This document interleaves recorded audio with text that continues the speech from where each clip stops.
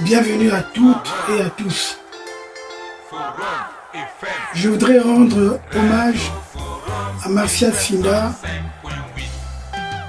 qui est décédé à 90 ans à Paris dans la nuit du 16 au 17 juillet 2025. Il était né en avril 1935 à Mbamou, dans la contrée de Finda, du nom de son père, chef de village. En tout cas, Martial Finda, en 1961, a soutenu à la Sorbonne sa thèse de doctorat sur le kimbanguisme, le messianisme congolais et ses incidences politiques depuis son apparition jusqu'à l'époque de l'indépendance 1921-1961. En tout cas, j'ai eu l'occasion de le rencontrer plusieurs fois et avions réalisé plusieurs entretiens sur l'histoire politique de notre pays, le Congo, et particulièrement sur l'avènement de l'abbé Fulbert Yulu comme président de la République du Congo. Martial Finda est un homme érudit qui vient de nous quitter, en nous rappelant d'ailleurs qu'ici-bas, notre vie est peu de choses. Surtout lorsqu'on est dans un milieu congelé par le mensonge, par certains fous, Larry, qui excellent dans leurs mensonges dans la toile, croyant nous décourager, nous déranger, nous empêcher de dire la vérité. En tout cas, comme je vous l'ai dit, dans la prochaine émission, probablement, je vais encore intervenir pour redresser certaines choses. En tout cas, voici donc un érudit, un homme véridique, Martial Finda, qui a été notre étoile et qui vient de nous quitter. Il nous a guidés dans la compréhension de notre histoire. Et souvent cette histoire a longtemps été falsifiée par des bonimenteurs et par des menteurs réputés. Ceux-là même qui fabriquent des histoires, qui n'ont pas honte de ne pas prouver leurs propos. Et ceux-là même qui perturbent cette génération qui veut savoir, qui a le droit de savoir, qui a le droit de se cultiver, pas dans le mensonge. La vérité arrive toujours à se savoir. Lorsque vous dites des choses que vous ne pouvez pas démontrer, vous êtes des menteurs. C'est facile de dire quelque chose contre quelqu'un. En tout cas, Martial Finda avait l'art de cultiver l'amitié et la bonne humeur. Il rendait joyeux et unique tous les moments passés avec lui et souvent accompagné de son épouse. Sa femme donc il a épousé en 1958 devant le maire qui était à l'époque l'abbé Fulbert Yulu. J'aurais bien voulu revoir Martial Finda avant qu'il nous quitte. Alors je peux dire que je suis très heureux d'avoir eu des entretiens instructifs avec lui. Et certains de ces entretiens, je vous le livre aujourd'hui. Je vous signale d'ailleurs qu'en 2010, je lui avais demandé de récépissé les déclarations du parti UDDA, RDA de l'abbé Fulbert Yulu, afin d'en prendre les commandes. Il m'avait fait attendre, en attendant les avis d'autres personnes qui étaient également dépositaires des statuts de ce parti. En tout cas, le professeur Martial Finda, je m'adresse à toi. Ton départ laisse un vide immense dans nos cœurs. J'en profite donc pour adresser mes plus sincères condoléances à ton épouse et à Thierry, ainsi qu'à tous les autres membres de la famille. En tout cas, je te souhaite de reposer en paix, mon cher poète, enseignant et doyen. À toi de rendre compte à ceux qui nous ont précédés. Merci. À bientôt. En tout cas, suivez donc cette première partie de notre entretien. L'administrateur général du Forum Radio-Télévision des droits de l'homme, Maître Maurice Massengo Thiassé, a eu un entretien à Paris avec M. Martial Sinda. Martial Sinda, qui a vécu les différentes étapes de la marche de la nation congolaise, a décortiqué l'histoire avant et après l'indépendance de la République du Congo. J'ai fait ma classe de 5e dans le Berry, en France ici. Et puis, petit à petit, je suis monté donc à Paris, où il y avait à l'époque, d'ailleurs, monsieur le sénateur Malonga, où j'ai fait donc à Paris mes études supérieures. Et puis, tout cela a terminé, bien sûr, avec quelques accros. Ne croyez pas qu'on réussit les examens du premier coup. Je suis quand même le premier Africain qui a été nommé à la Sorbonne comme professeur d'histoire moderne et contemporaine. Et puis, en France, tout jeune que j'étais, c'est vrai, j'ai publié à la hauteur de l'année 1955 un recueil de poèmes dont on avait beaucoup parlé. Il y a eu même une critique de M. Roger Bolamba, qui était au Congo ex-belge à l'époque, et qui me donnait le titre de premier poète de l'Afrique équatoriale française. Ce recueil de poèmes, on en avait beaucoup parlé. Liaison, qui était une revue de l'époque en Afrique équatoriale française, en avait parlé. Et puis aussi, ce recueil a remporté le Grand Prix littéraire de l'AIF en 1956. Bien sûr, ce recueil est épuisé, et j'espère qu'il sera réédité. Au cas où je n'aurai pas la force et le temps, mon fils s'en chargera puisqu'il est dans la même lancée que moi-même, étant donné qu'il est poète, il est l'homme qui fait des lettres, il fait des émissions. Et puis, ceci dit, maintenant, je crois quand même que les gens ne doivent pas oublier complètement ce que j'ai fait pour le Congo.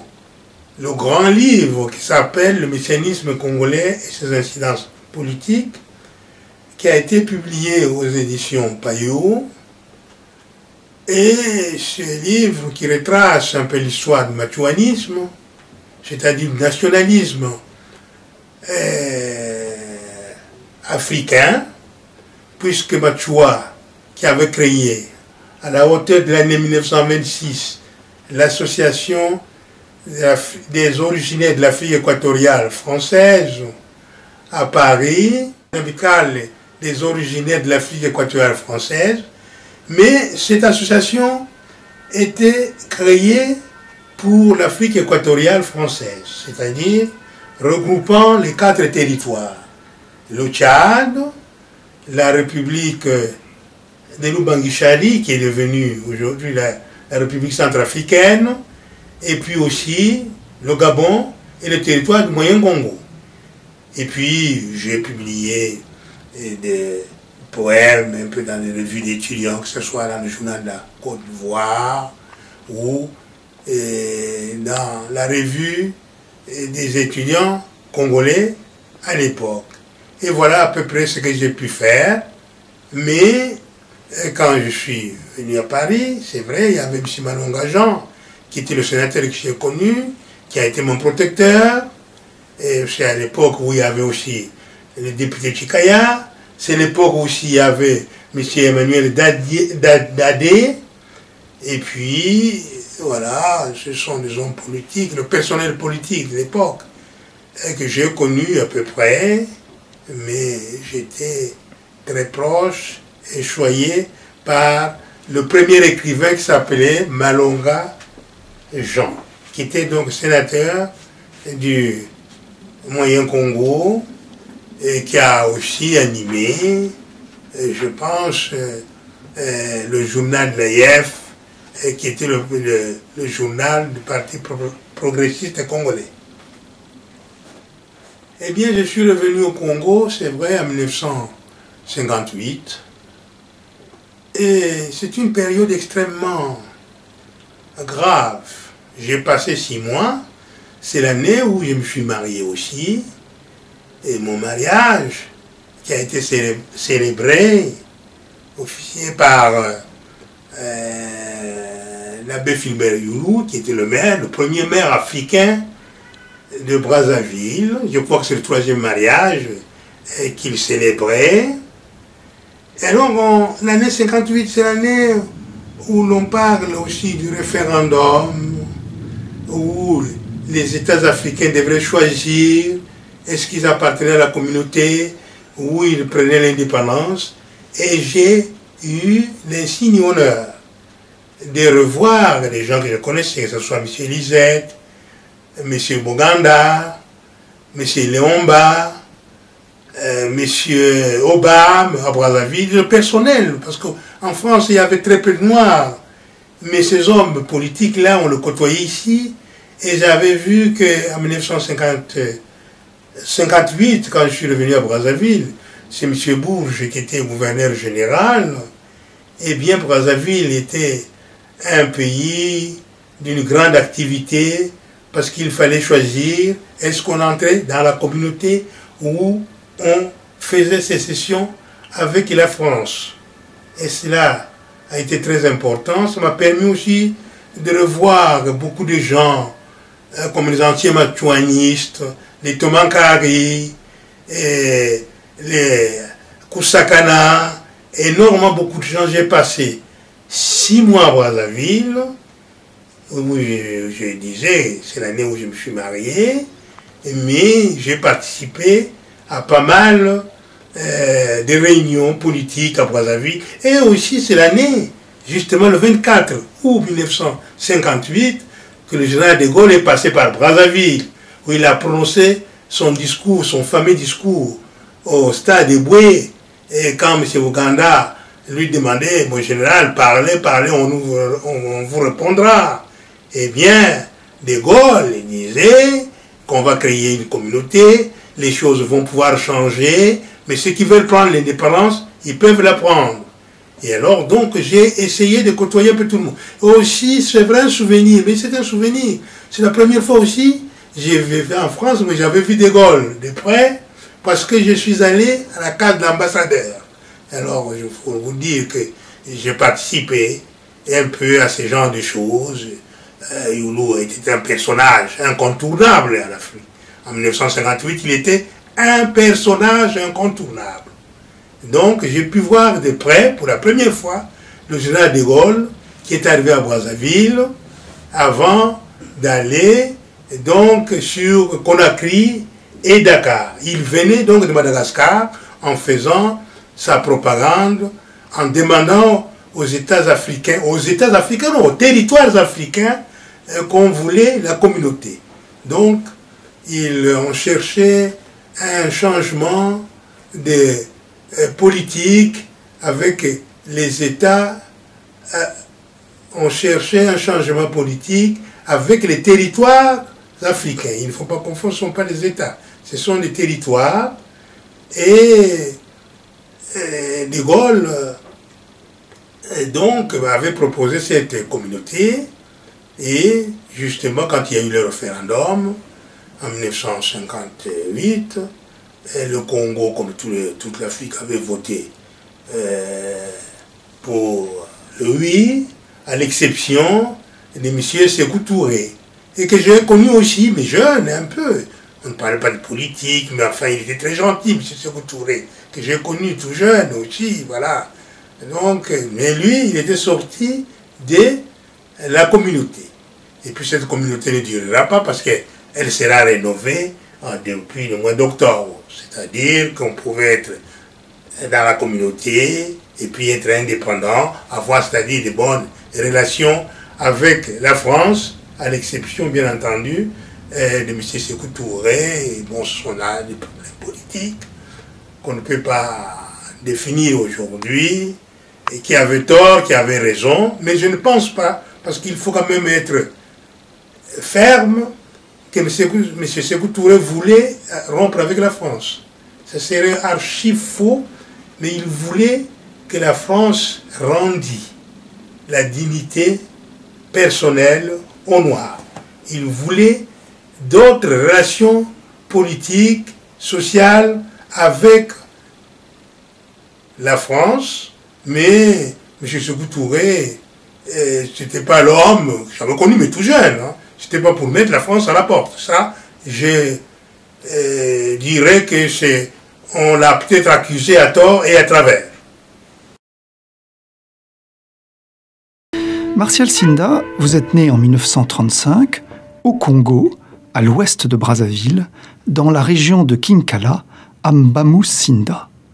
Vous êtes parfois présenté comme le premier poète de l'AEF, Afrique équatoriale française, Léopold Sédar Senghor, de 30 ans votre aîné, étant le premier poète de l'AOF, Afrique occidentale française. Vous êtes également universitaire et vous avez analysé notamment le mouvement messianique et prophétique africain en général et congolais en particulier à partir du kimgangisme et du matsouanisme. Nous y reviendrons peut-être. Avant de mettre un bonnet noir au dictionnaire, pour paraphraser Victor Hugo, tam-tam, tam-tam-toi, sans cesse tam-tam-toi, clochette, clochette-toi, toujours, toujours.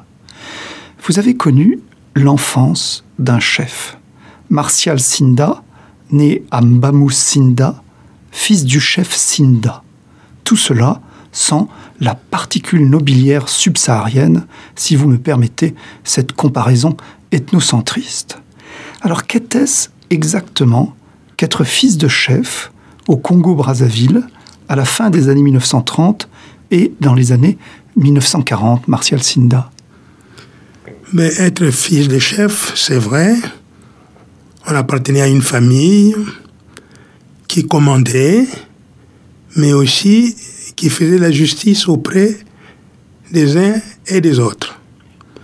Et ensuite, c'est sous l'administration coloniale, mon père a été opposant à la politique injuste de la colonisation, alors qu'il aimait que la France s'installât dans ce pays, apporta son vrai visage, mais mon père n'aimait pas ces injustices.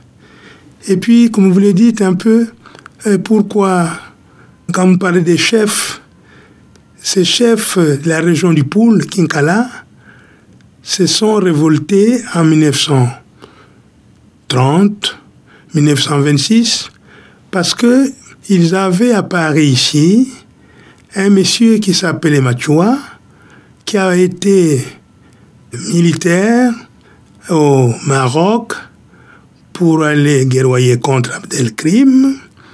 Et à son retour, il a créé une association amicale à Paris pour pouvoir aider ceux qui étaient ici en France, c'est des Noirs, c'est pas des Congolais, mais de l'Afrique équatoriale française, et puis aussi les gens qui étaient restés au pays.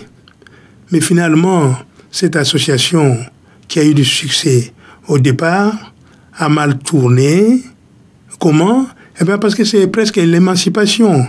Vous savez, Paris, c'est la ville des libertés, de rencontres, et où les idées s'échangent. Et ce monsieur avait voulu voir que les Européens, plutôt disons les Français, c'est important, qui étaient au Congo, n'avaient pas le même comportement que ceux qu'il avait rencontrés en France, ici. Et alors, à partir de là, ça a pris une tournure.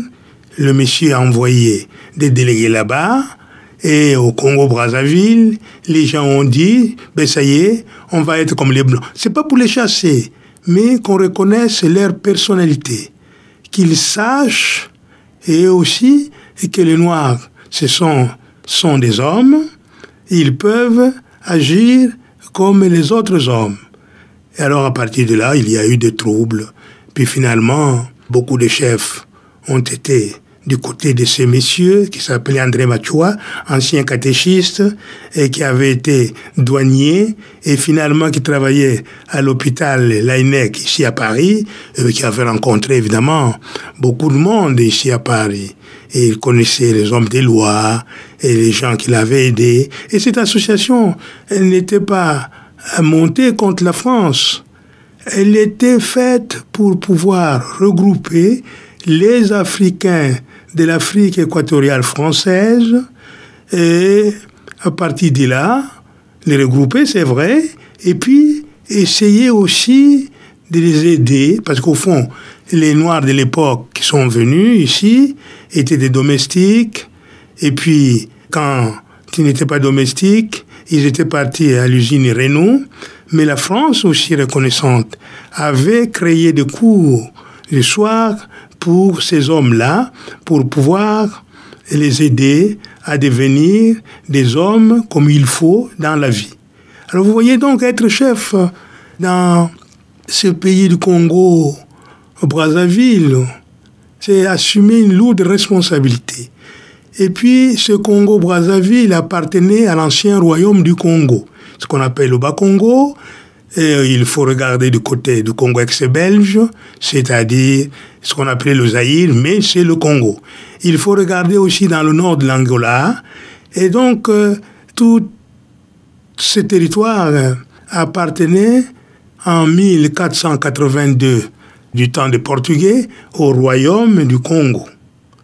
Alors vous voyez donc, il était resté dans l'esprit de ces hommes-là une sorte de responsabilité qu'ils devaient assumer.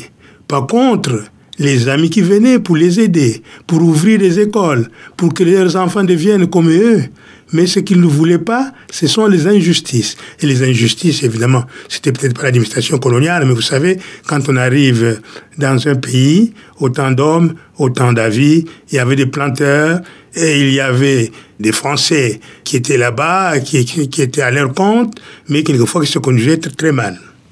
Alors vous voyez, quand on parle évidemment des chefferies, c'est assumer une lourde responsabilité, c'est vrai, c'est ça, mais c'était pas assumer cette responsabilité contre la France. Ce qu'on voulait de la France, c'est qu'elle aide ces hommes-là, et pas eux-mêmes, ils étaient déjà vieux, mais ouvrir des écoles. Et là, je crois que les chefs de l'époque, les responsables de l'époque africains, congolais ou haïtiens étaient très contents. Mais comme il y a eu des injustices, c'est comme ça que cette association qu'on appelait Association amicale des originaires de l'Afrique équatoriale française a entraîné beaucoup d'histoires à Brazzaville.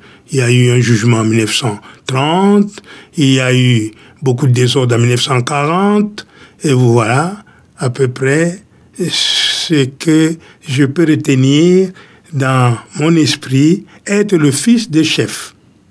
On a cette vie, mais une seule radio. Une seule radio. Forum FM 105.8.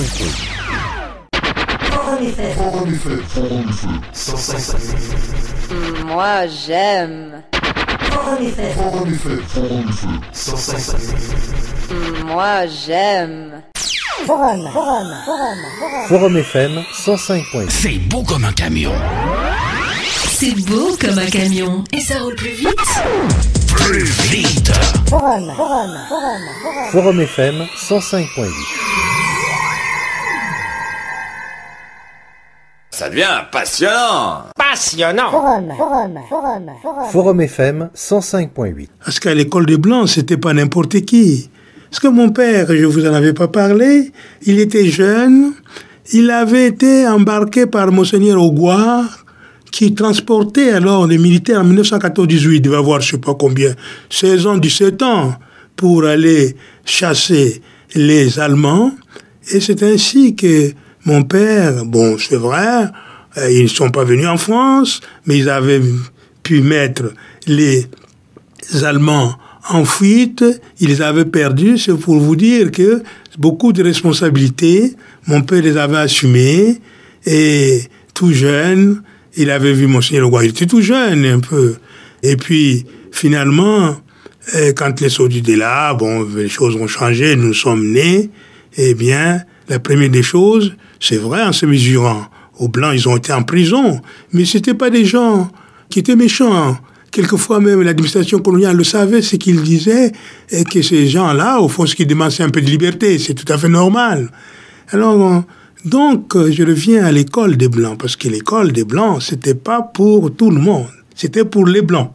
Donc, il y avait quelques Noirs privilégiés, des Noirs qui rendaient service à l'administration coloniale, des Noirs, quelquefois, qui avaient des histoires avec l'administration coloniale, mais puisqu'il fallait des cadres, ces hommes-là devaient être remplacés par peut-être leurs enfants. C'est comme ça, quelquefois, qu'ils nous ont acceptés, parce que quand vous êtes dans une école des Blancs, et les autres Noirs venaient vous regarder à midi, quand vous sortiez, et vous savez, c'est difficile.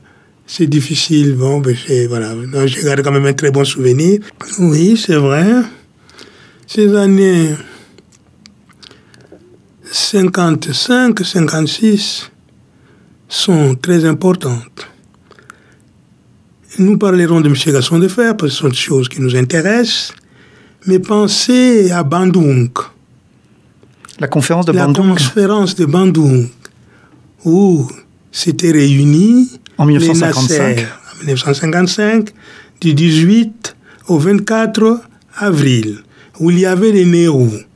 Et évidemment, c'est quand même très important. Et n'oubliez pas aussi que Nasser, nous sommes en 1956, il y a la guerre d'Algérie. La guerre d'Algérie qui pose énormément de problèmes. Et n'oublions pas aussi que la France a sur son dos la guerre d'Indochine. Bon, oui, c'est vrai, c'est terminé depuis 1954 grâce au président du Conseil de l'époque, Mendès France.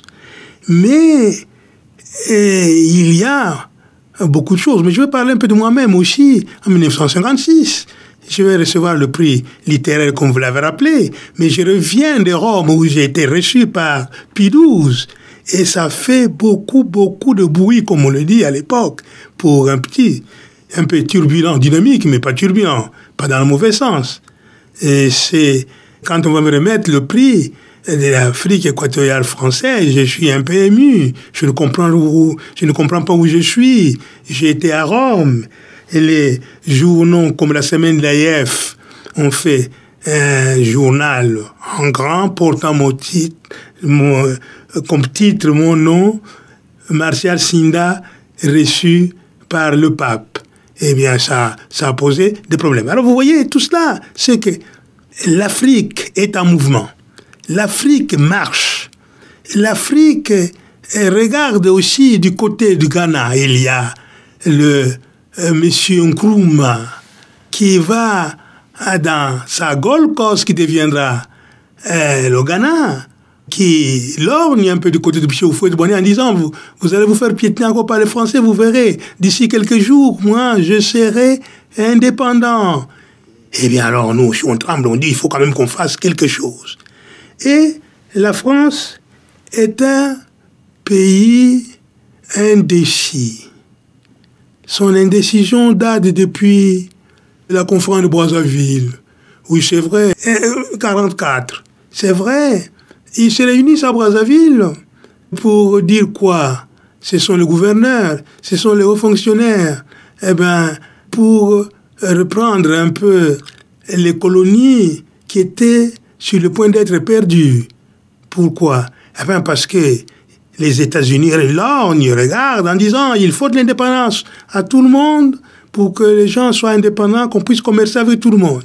Et vous avez aussi l'URSS qui veut aussi que les colonies deviennent indépendantes. Et puis aussi, vous avez la charte qui a été créée en 1941 et qui souhaitait qu'il n'existe plus de colonies, il faudrait que tout le monde soit indépendant. Alors tout cela a posé des problèmes à la France, à des gens comme M. Gaston Defferre que je connaissais personnellement, parce que je garde des souvenirs, et il y a même des photos, oui, et que je connaissais. Et tout cela a posé des problèmes.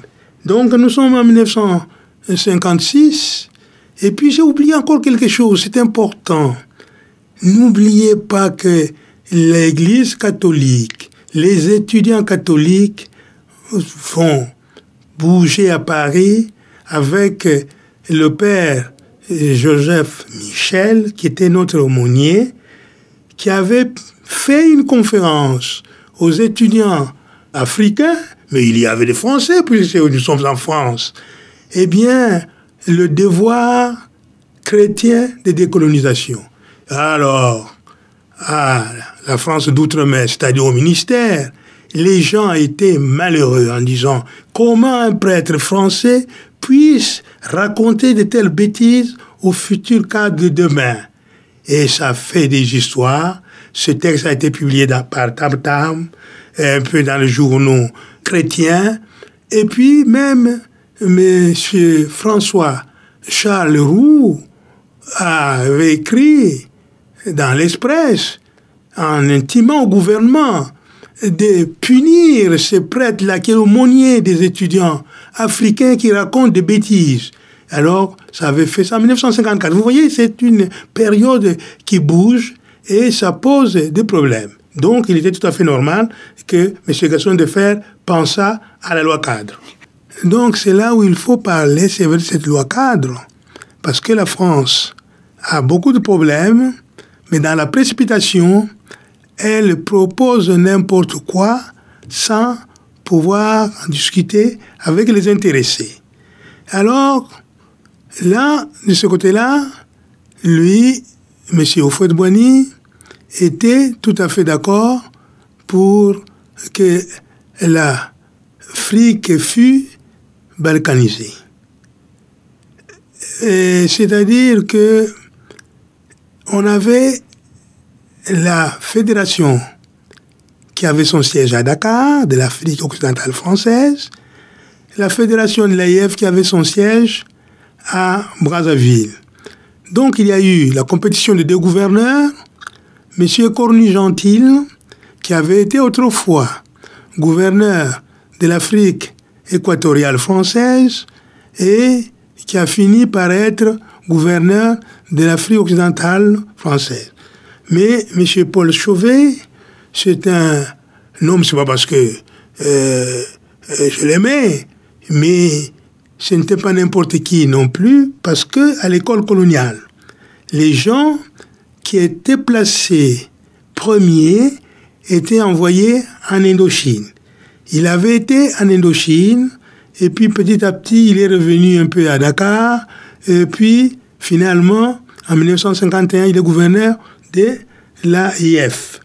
Eh bien, lui, ce qu'il voulait, au lieu de balkaniser, c'est de garder une structure fédérale, un État fédéral, c'est-à-dire un État fort à Brazzaville, un État fort à Dakar, qui aurait pu petit à petit peut-être avoir d'autres rapports avec la France elle-même.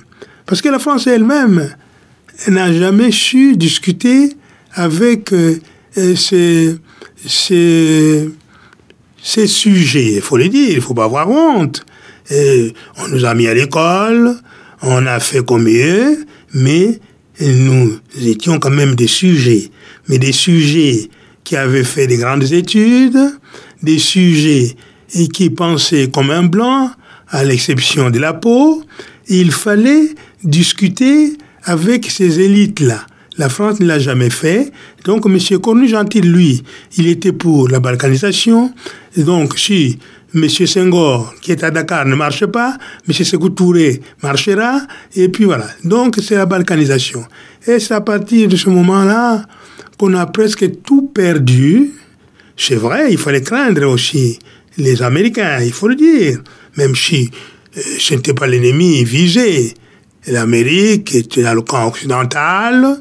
Il était tout à fait normal que la France s'entendit avec l'Amérique, mais peut-être pas avec l'URSS, parce que c'est le Parti communiste. Mais il fallait quand même parler avec ces gens, les surveiller pour que ces hommes-là ne viennent pas mettre du désordre dans les colonies. Les colonies, il faut le dire, il fallait garder la structure fédérale, ce que voulait Senghor. Et ce discours, je ne sais pas, on ne le trouve pas de Senghor. J'étais à l'Assemblée nationale, j'ai toujours la carte. J'étais très jeune, où il avait parlé des joujoux et des sucettes. Mais je crois qu'en cherchant, Senghor a prononcé ses discours à l'Assemblée nationale. Parce qu'au fond, ce qu'il voulait, lui, c'est que la structure fédérale continuât au lieu de scinder. Donc, M. Paul Chauvet, lui, il était pour la structure fédérale qui devait rester à Brazzaville et à Dakar. Finalement, ça n'a pas marché. Pourquoi? Eh bien, M. Houphouët ne voulait pas de ce genre de choses. Il était appuyé par le gouvernement français. D'abord, il était ministre de la République, donc c'est à lui qu'on faisait confiance. Et puis, en Afrique équatoriale française, ils avaient un complice qui s'appelait M. Léomba. Lui non plus ne voulait pas de la fédération. Pourquoi?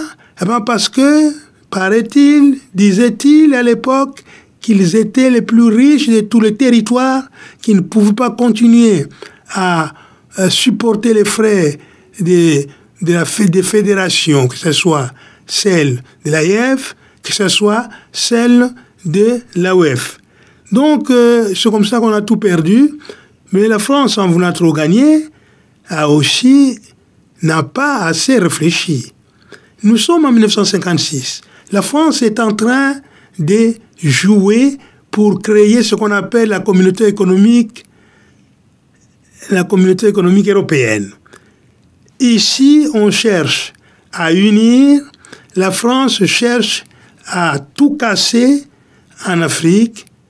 Et bon, c'est pas tout à fait normal. C'est ainsi aussi que les étudiants de la fédération, c'est-à-dire la FIANF, des étudiants africains, noirs, qui étaient en France, ont pu livrer une véritable guerre contre Houphouët-Boigny en critiquant, en faisant des motions. Et bien, ces jeunes gens, ce sont les Wade, ces jeunes gens, ce sont les Mactarmbo. Bon, ce sont mes aînés, bien sûr. Nous, on nous voit dans les photos 1956 au Congrès. Ben, bien sûr qu'on ne pouvait pas prendre la parole, c'est très difficile à l'époque. Il y avait les Price Mars, il y avait les Rabé Manandja, il y avait les Senghor. On était spectateurs, mais on était là parce qu'on avait un petit passeport, un petit livre qu'on avait publié. Chez qui? Chez Segers. C'est important, mais voir comment on parle, comment on peut envoyer un message. Alors, c'est ce que je reprocherais. Mais je reviens tout de suite. Ce que je reprocherais un tout petit peu à mon grand frère, qui a été à l'écart un peu tout le temps des Africains, mais après tout, Senghor lui a donné quand même une préface à épitomé. Je parle de mon frère Outamsi, un peu, je mélange les choses, mais je crois qu'il y a quand même une clarté parce que je voulais, pas de confession, mais lui faire quelques observations là où il est, mais je lui ai rendu hommage. Et puis, c'est important, parce que c'est le fils d'un grand monsieur. Et puis, les fils des messieurs qui ont fait ce pays ont leur nom, et ils ont fait les choses en écrivant, ça reste, et là, il faut veiller sur cet héritage et compagnie. Donc, je reviens un peu à ce que je disais, et la loi cadre n'a pas rendu des grands services à la France, et puis nous sommes en 1958, presque après, et le 7 mars 1957, c'est Nkrumah qui est indépendant avec le Ghana, et puis c'est le général à Colombelle des Églises qui attendait toujours son retour. Bah, je suis noir, mais je suis quand même un petit Français ici parce que je savais beaucoup de choses. Alors que M. Chabat Delmas travaillait pour le retour du général de Gaulle. M. Michel Debré aussi, si bien qu'il levait tout le temps les bras, d'après les gens. Ah, mais alors c'est pour quand tout ça? C'est pas possible et tout. Le général, bon, ce qu'on appelle le complot, mais maintenant on peut pas dire que c'est un complot. Les affaires ne marchaient pas sous la 4e République, il fallait un homme comme le général de Gaulle pour venir y mettre un peu d'ordre. Et il y est venu par la voie de l'Algérie, ça a bougé, il est arrivé, mais il a continué avec la loi cadre en l'intitulant la communauté franco-africaine. Alors, vous voyez, ils avaient discuté de cela. Il y avait M. Lamine Gueye, il y avait M. Tirane, il y avait M. Senghor, mais finalement, sous De Gaulle, c'est toujours avant de faire voter la fédération, la constitution du 28 septembre 1958, eh bien, c'est toujours le Fouad qui gagnait. Parce qu'il y a la division de ces territoires et la France pensait que, bon, ben, si ça ne marche pas avec un territoire, les autres marcheront. Et là, moi, je pense, évidemment, bon, maintenant les choses changent. Hein, je pense qu'ils ont eu tort. Il n'y a pas eu de grands hommes. Mais bien sûr, la France a toujours eu de grands hommes, comme Mendès France, comme De Gaulle lui-même. Mais quand vous êtes débordé, il y a l'Algérie, il y a les bombes un peu partout. Bon, finalement, on perd son latin. Et donc, moi, j'ai toujours regretté, évidemment, je juge peut-être un historien, avoir trop vécu ici aussi, je juge comme, je suis à la fois juge et parti. Au Congo, on dit, on aime l'huile, on aime le sel. Autant qu'on aime l'huile, autant qu'on aime le sel. Donc, des choses, la France, l'Afrique, j'avais voulu qu'ils aient d'autres rapports que ce rapport de ceci, bon voilà, le Tchad a fait ceci, alors qu'on aurait eu affaire à un seul gouvernement, à Brazzaville, un seul gouvernement. Il y allait avoir des histoires, un seul gouvernement à Dakar, il y aurait moins de... Et je pense qu'après chaque guerre, la France choisit un lieu où on s'en va se rencontrer. À Saint-Germain-des-Prés, c'est le surréalisme avec Jean-Paul Sartre. Et alors, c'est l'ambiance à Saint-Germain-des-Prés. Je pense que chaque guerre, il y aura peut-être une troisième guerre, ce que je ne souhaite pas, et on choisirait peut-être Montmartre, je ne sais pas. J'étais derrière le grand, que ce soit... bah oui, là je viens encore d'oublier le nom d'un grand philosophe, Gaston Bachelard. Lui aussi, c'était le jeudi à 17h. En revanche, René Maran, c'est les salons tous les vendredis à 17h. C'était du punch, les administrateurs des colonies et beaucoup de choses. Alors j'aimais bien cette ambiance-là. Alors, et puis ce film qu'il a tourné, je sais pas. Moi, il m'a jamais parlé de l'Afrique.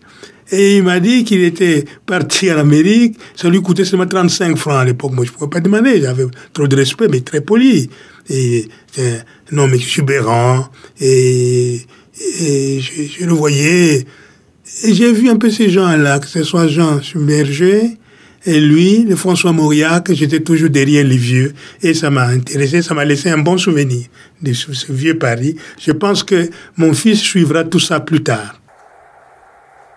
Vous venez donc de suivre cette première partie de l'émission consacrée au doyen Martial Sinda. Merci beaucoup et au revoir. À bientôt. On a cette vie, mais une seule radio. Une seule radio. Forum FM 105.8. Attachez vos ceintures. Attachez vos ceintures. Forum FM 105.8. Vous fait voyager. Maintenant.